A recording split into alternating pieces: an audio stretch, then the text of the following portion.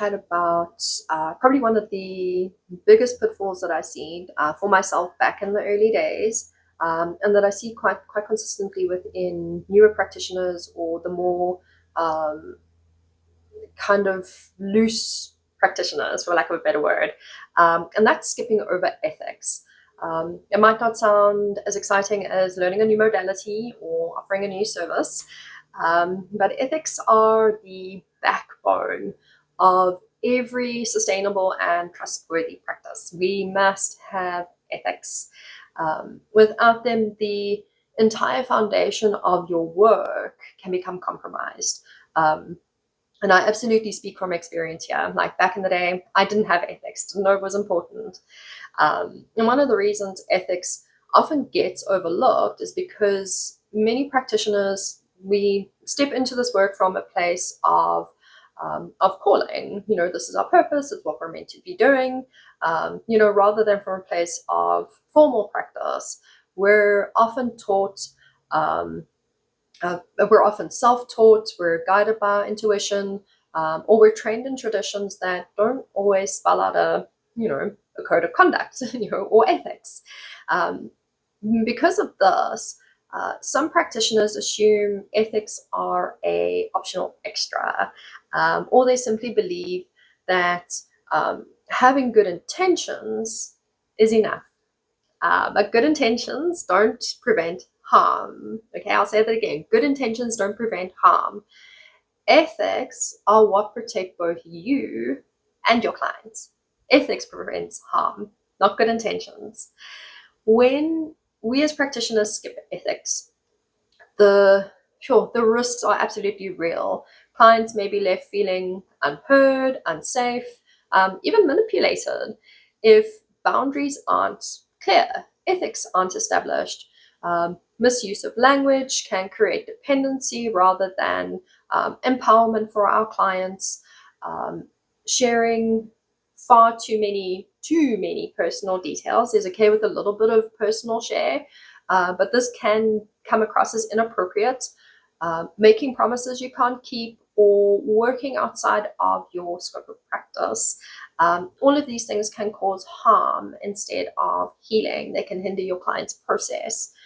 And like I say, even if the harm isn't intentional, the absence of ethical awareness, it makes it very much more likely to happen. Okay. Practicing ethically means being very clear about your role. It means knowing what it is that you can and what you cannot offer.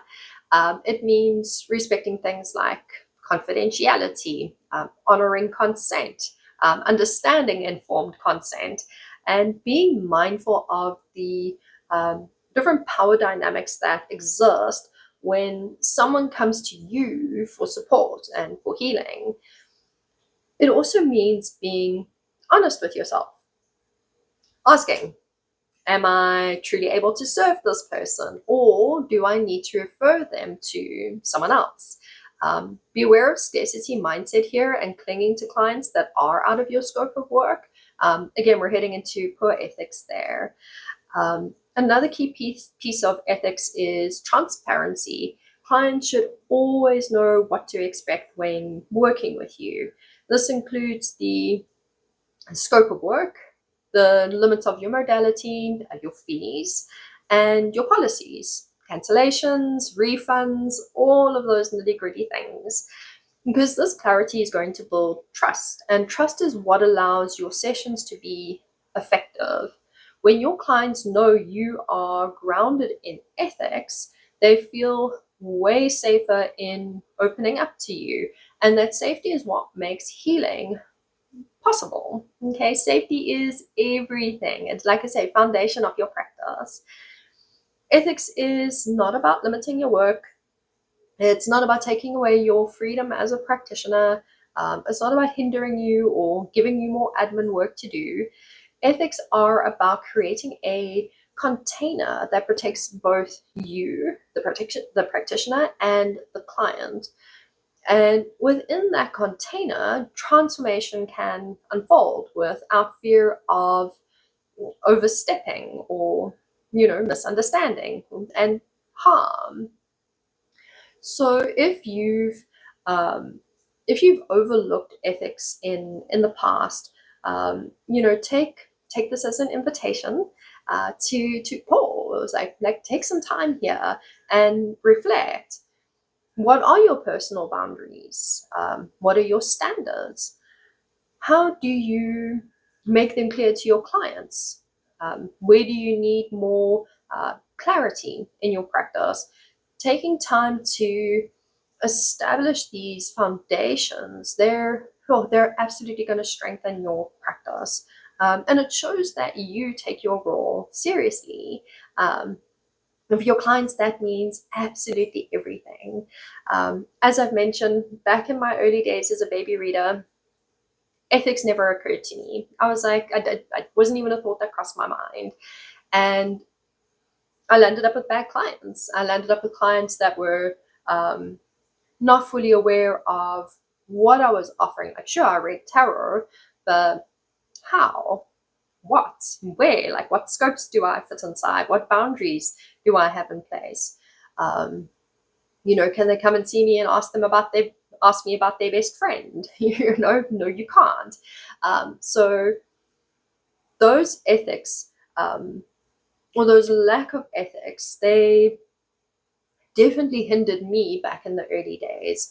And it wasn't until I was many years into my practice that I started to establish clearer boundaries, more of the back end structure, like cancellation policies. This is what I charge. If you want to do a refund, this is how it works.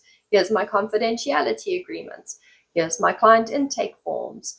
And as much as all of this stuff is very unglamorous and not what we want to be doing as practitioners. We want to be working with clients and making a difference and doing our work. But don't overlook the ethical side of your practice. It's going to make you a far safer, more secure practitioner for your clients to come to. And you'll also have better longevity with your client relationships. Clients will come back to you time and time again because they know that the container you're holding is structured, it's ethical, it's safe, and it's not just coming from good intentions. Tam back in the day started with just good intentions, and she inadvertently did some harm back in the day because lack of ethics. So don't overlook this aspect of your work. It's highly important to the work that we do. And it also gives more credibility to our field of work, which for all of us, we know that that's important for us.